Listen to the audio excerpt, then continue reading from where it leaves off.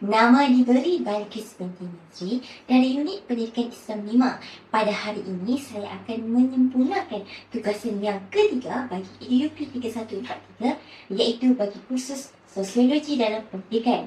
Mari sama-sama kita saksikan. Tumbuh merimbun pohon cemara, tempat berteduh si burung nuri. Assalamualaikum pembuka bicara, tanda ukhuwah ikhlas dicari. Assalamualaikum warahmatullahi wabarakatuh. Salam sejahtera dan salam keilmuan buat kita semua. Yang dihormati Tuan Pengerusi Majlis yang sentiasa memastikan setiap detik majlis berjalan sempurna. Barisan panel hakim yang arif lagi bijaksana. Sang pemerhati yang menjunjung tinggi neraca keadilan tanpa prasangka. Penjaga masa yang setia dengan detik jamnya, serta seluruh sidang hadirat, warga pendidik dan rakan-rakan seperjuangan yang saya kasihi sekalian. Berdirinya saya di pentas ini bukan sekadar memenuhi ruang waktu atau menyusun kata-kata tanpa makna. Sebaliknya, saya hadir membawa sebuah naskah pemikiran untuk kita renungkan bersama masa depan dan nasib komuniti luar bandar kita.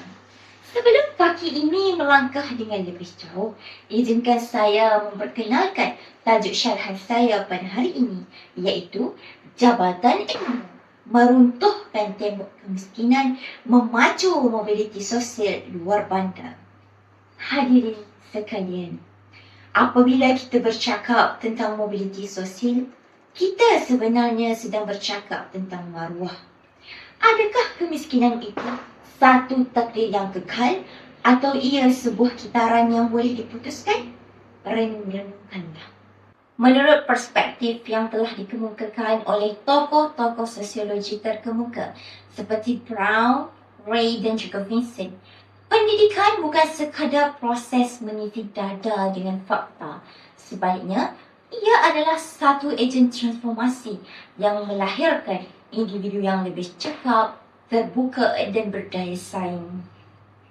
Mereka menegaskan bahawa melalui ilmu dan kemahiran, seseorang itu akan mendapat peluang yang lebih adil untuk menentukan kedudukan sosial mereka. Oleh itu, pendidikan berfungsi sebagai jabatan yang membawa anak-anak dari lembah kekurangan di luar bandar untuk naik ke puncak kehidupan yang lebih stabil dan bermartabat. Hadirin yang dirahmati Allah sekalian, persoalan besar yang timbul ialah apakah faktor-faktor yang benar-benar mampu menolak anak-anak luar bandar keluar daripada kepompong kemiskinan? Yang pertama, ia bermula dengan transformasi modal budaya. Memetik pandangan oleh tokoh sosiologi terkenal Pierre Bourdieu, pendidikan bukan sekadar proses belajar di dalam kelas, tetapi ia adalah satu instrumen untuk membina modal.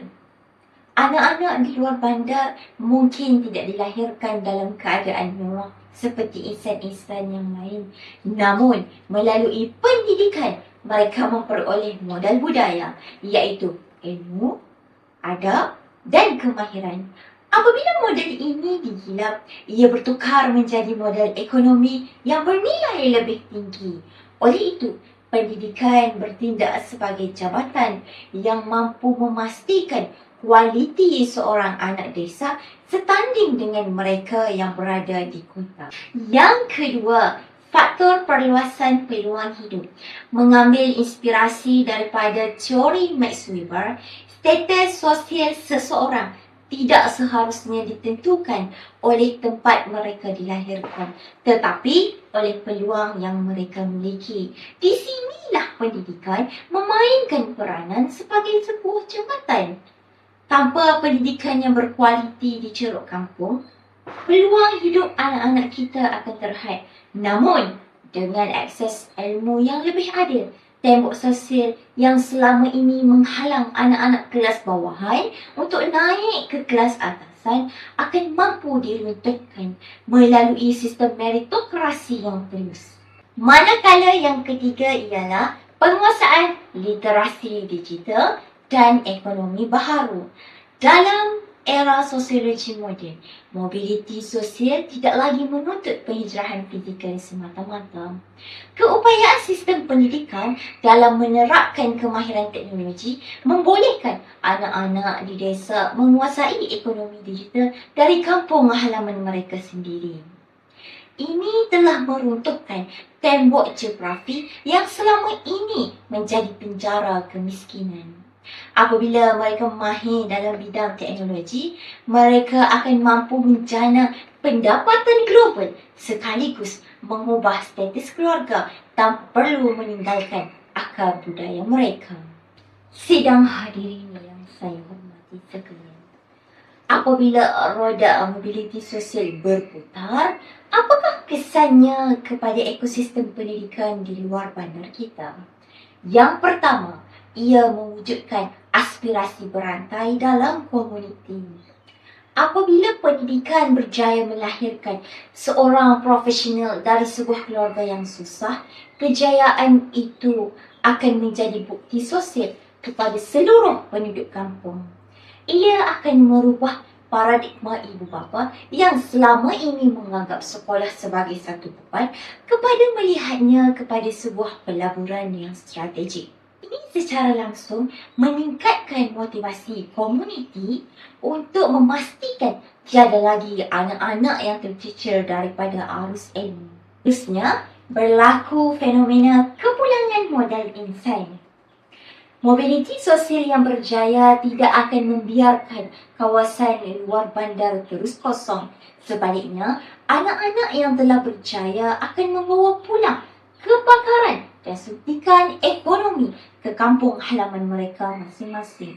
Mereka menjadi ejen perubahan yang membawa dan menyunting elemen modernisasi yang memastikan pendidikan di luar bandar tidak lagi bersifat cumut, malah bersifat dinamik dan setaraf dengan perkembangan semasa. Selain itu, ia juga merapatkan jurang stratifikasi sosial. Pendidikan yang memacu mobiliti sosial akan memastikan bakat negara tidak tertumpu di kawasan bandar besar sahaja. Kesannya, standard pendidikan di luar bandar akan sentiasa meningkat bagi memenuhi keperluan pelajar yang kian kompetitif. Hasilnya, kita bukan sahaja melahirkan individu yang bijak, tetapi kita juga melahirkan model insan yang berkualiti tinggi bagaimana matlamat pendidikan yang dihasratkan. Sebagai penutup, marilah kita menghayati pesanan Hukama. Ilmu itu ibarat cahaya dan cahaya tidak akan menembusi hati yang gelap. Begitu juga dengan nasib sesebuah komuniti. Ia tidak akan berubah melainkan kita membawa cahaya pendidikan ke dalam jiwa anak-anak di luar bandar. Melihat anak-anak di luar bandar tidak lagi dipandang sepi, tetapi menjadi pemacu utama negara. Jangan biarkan kemiskinan hari ini menjadi alasan untuk kegagalan pada hari esok, kerana melalui pendidikan, tembok yang paling tebal sekalipun akan mampu kita runtuhkan. Padi menguning di tengah sawah, anak desa menuai bakti, ilmu dijunjung yang martabat bertambah, mobiliti sosial murni terpatri. Semoga carahan ini menjadi pencetus semangat agar kita memperkukuh jambatan pendidikan demi keadilan sosial yang sebenar. Mohon maaf atas segala kekurangan. Sesungguhnya yang baik itu datang dari Allah Subhanahu wa Ta'ala dan yang lemah itu datang dari kelemahan diri saya sendiri. Wabillahi taufiq wal hidayah. Wassalamualaikum warahmatullahi wabarakatuh.